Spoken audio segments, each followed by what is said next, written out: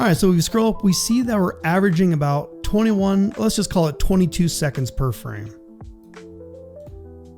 Let's just see what the next one is really quick. And then the next frame was a little bit faster. So I'm gonna let that keep rendering, and this is where we're gonna start to calculate our time of what it'll take to render this project. So there's lots of these websites online, but you can do a image sequence calculator.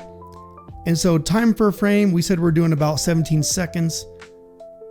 This was 750 frames on one machine. So this will be done in about 3.5 hours. So now that we know that information, I'm going to make another window or bring up another instance of command prompt.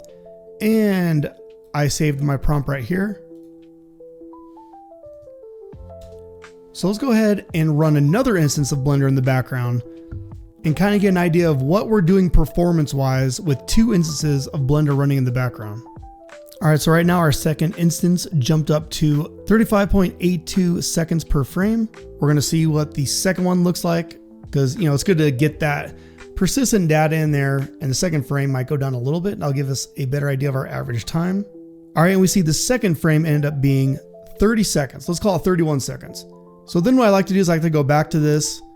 I bump this up to 31 seconds, which increased our hour time, but we can add another machine because we're technically running two instances. Now, if I wasn't screen recording, almost every time this number has been less. And you can keep adding instances for the amount of processing power that you have depending on your machine build. At some point in time, you're gonna run out of GPU memory and system memory, and you're gonna have diminishing returns, and it's just not gonna be worth it.